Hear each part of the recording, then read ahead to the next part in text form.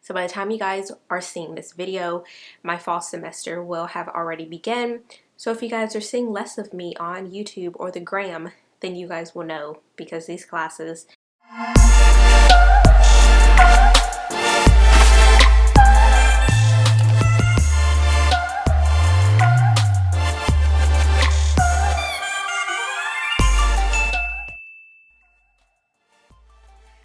Hi guys, how are you? Welcome to my channel. Thank you for joining me. If you're new, welcome.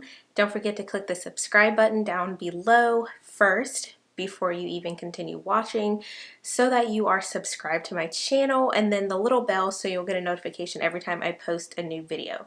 So I'm here today because I just want to give you guys a semester recap video and talk to you guys a little bit about my upcoming semester. So if you guys have been following my channel for a while and are loyal to the cause, then you guys know that I am in acute care nurse practitioner school. I am in the BSN to DNP track. So I just want to kind of talk to you guys a little bit about this past semester.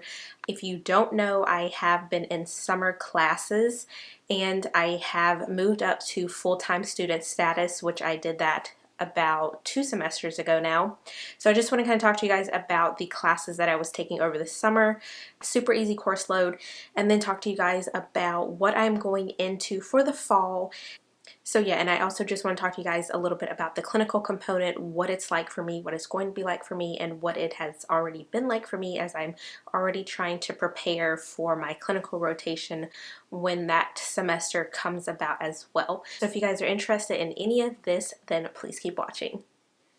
Alright guys, so I actually took 2 summer courses. They were both 8-week courses, so when one course was over, I would have like a week and a half before the next course started. So the first course that I had during the summer was like a conflict management style course. So of course within the name you guys can imagine that we dealt a lot with conflict management. There was a lot of group assignments within the course and just dealing with, as a healthcare provider, how you can manage conflicts. Very self-explanatory, not a whole lot to it. It was a 2-credit class. So once that class was over, like I said, there was about a week or so of a break, and then I went into my second 8-week summer class, which by the time you guys see this video will have already ended and I'll be in the fall semester. But it was culture, gender, and power differences, which I absolutely love that class. The professor was wonderful and I liked all of the subject matter that we were learning. So we learned a lot about gender differences, the power struggles that you can have between males and females, gender differences, and just culturally how you can relate your culture to another culture, how you can have clashes between different cultures, and how you all have to relate this within the healthcare setting. There was a discussion post every week. There was a paper. I decided to write my paper on the racial disparities within maternal mortality.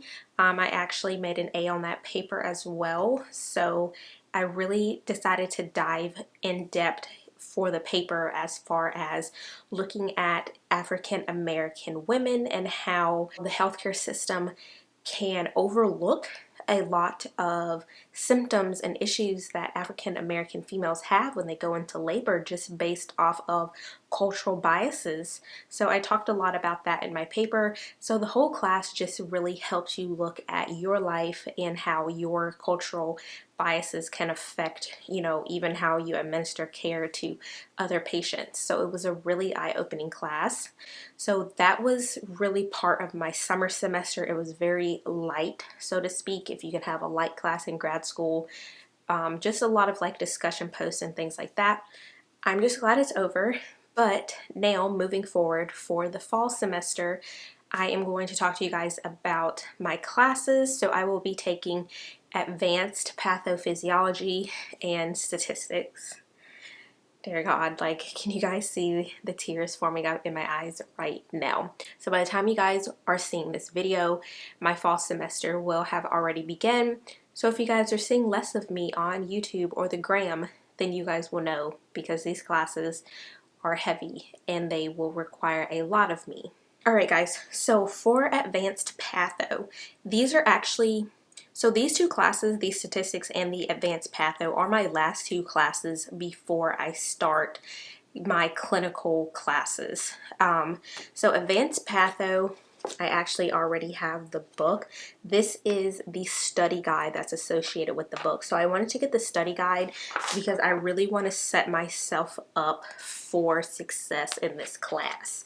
So my book, of course, because you guys know I'm a paperless student, and I will link some of those videos in the card section. I have my iPad. So I have my grad school folder, and I have Notability. And I have the actual Advanced Patho book here within Notability. This is the book itself. This is the current page that I'm on, so I don't want to lose track of that. So this is the actual book. I just purchased it as an ebook. And then this is the corresponding study guide. So this is all I needed for Advanced Patho. And to let you guys know how the class is going to be, 2 weeks before the semester even started for fall, the professor emailed us all with the syllabus and told us, hey, like, this is what the class is going to consist of.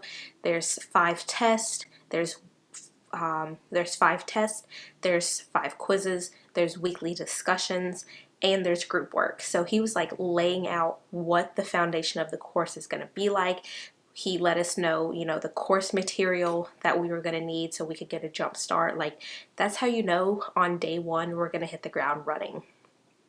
And then, of course, this statistics class is just math-based, and I'm just already like freaking out, basically. So those are going to be the 2 classes that I'm going to take for the fall semester.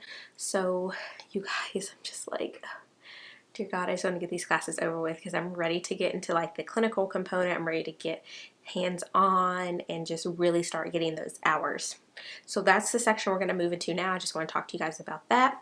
So by January of 2020, I will start my health assessment clinicals. I could have been there long before, but you guys know I started out as a part-time student because I really wanted to get back into the school flow.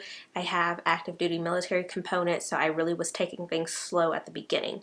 Now, for my health assessment clinicals, I'm taking the health assessment class as well, so they're in conjunction with one another. Now, my university does help students find clinicals. That was one of the reasons why I decided to pull the trigger and go with that university when I was looking around.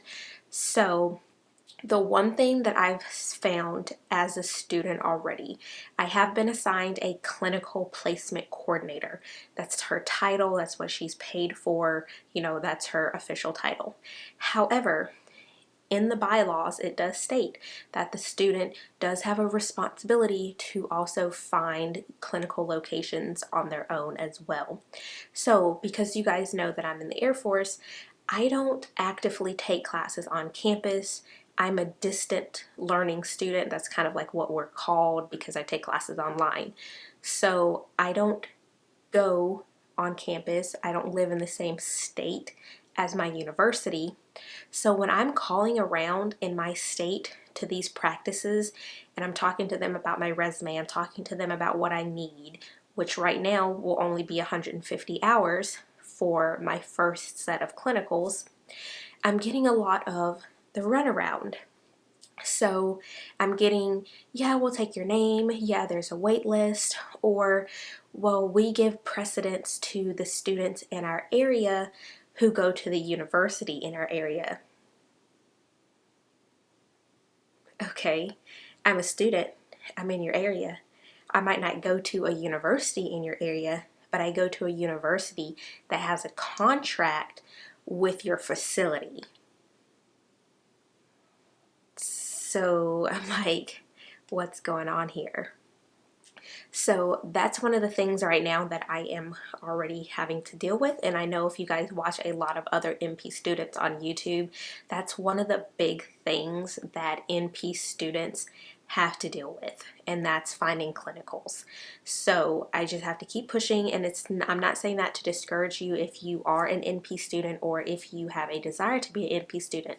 That is not to discourage you. That just means that you really have to start pushing harder and don't wait to the last minute, which is not something that I'm doing. I've actually been trying to secure clinical locations for months now because I know that it will eventually come up. So I've been communicating back and forth with my clinical placement coordinator, and I've even expanded my search. So not only am I searching locally within, like where my address is, but I even have contacted facilities upward of 2, 3, and even 4 hours away, because if I have to make that drive, I will, which means if I have to even take my own personal vacation days to take days away from work to get clinical hours done for school, then I will do it, because it comes down to doing what you have to do.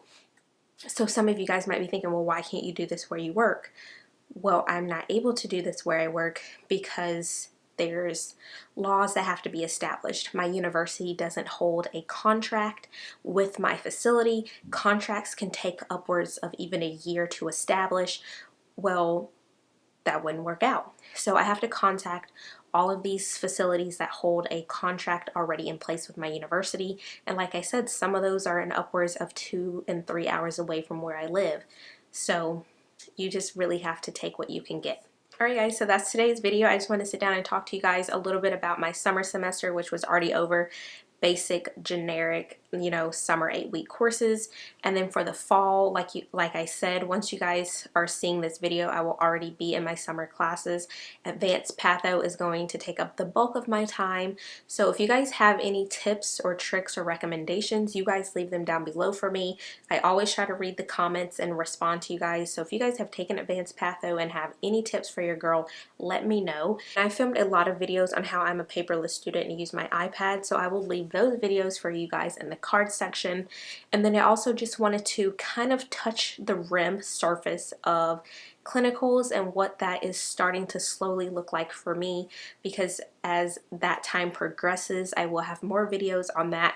But I haven't filmed a school video in a little while, so I just wanted to come on here and share some information and talk to you guys just to let you know how school life is going. So don't forget to thumbs up this video and leave me your thoughts and comments down below in the comment section. As always, I love you guys, and I will see you guys in my next video. Bye guys.